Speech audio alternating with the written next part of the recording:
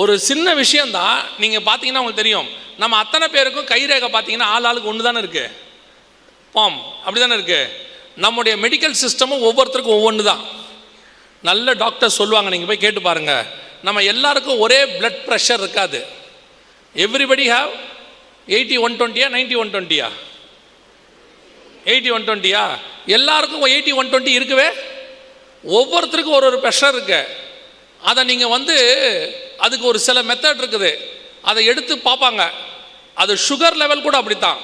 எல்லாருக்கும் ஒரே sugar level இருக்கணும்னு இவங்க நினைக்கிறாங்க. 140 இருக்கணும், 90/140 அப்படின்னு இவங்க ஃபிக்ஸ் பண்ணுறாங்க. 90/140 ஏன் நீங்கள் ஃபிக்ஸ் பண்ணுறீங்கன்னா WHO சொல்லியிருக்கு. இப்போ இருக்க நிலைமையில் நம்ம எல்லாருக்கும் 90/140.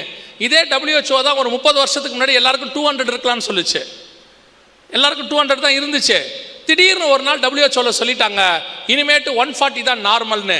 நைட்டு படுக்கும் போது ஒருத்தர் நார்மலாக தான் படுத்தார், சுகரு. எழுந்திரிக்கும் போது சுகர் பேஷண்ட் ஆகிட்டார், டயபெட்டிக் ஆகிட்டார். ஏன்னா படுக்கும் போது அவருக்கு 200, அன்னைக்கு படுக்கும் போது 200 தான் நார்மல். எழுந்திரிக்கும் போது WHO சொல்லிருச்சு 140 தான் நார்மல்னு. அன்னிலேருந்து அவர் டயபெட்டிக் பேஷண்ட். ஏன்னா அவருக்கு இப்போ எவ்வளோ இருக்குது, 200 இருக்குது. இந்த மெத்தடை உருவாக்குனது யார், ஏன் கொண்டு வராங்க? இதுக்கு பின்னாடி உட்காந்து கொஞ்சம் யோசிச்சு பாருங்க. ஒவ்வொருத்தருக்கும் ஒரு ப்ரெஷர் லெவல் இருக்கும். எல்லாரும் பர்ஃபெக்டாக 90/120 மாற்றுறாங்க, அப்படி கொண்டு வராங்க. கொஞ்சம் அதிகமாக இருந்த உடனே சொல்லிடுவாங்க, நீங்கள் ஒரு டேப்லெட் போடுங்க, நார்மல் ஆயிருமா? ஆகாது, போட்டுக்கிட்டே இருங்க. எப்போ வரைக்கும்? சாவர வரைக்கும், லைஃப் லாங். அதாவது ஏன் ப்ரெஷர் லெவலை அவங்களோட கவுண்ட்டுக்கு மாற்றுறாங்க.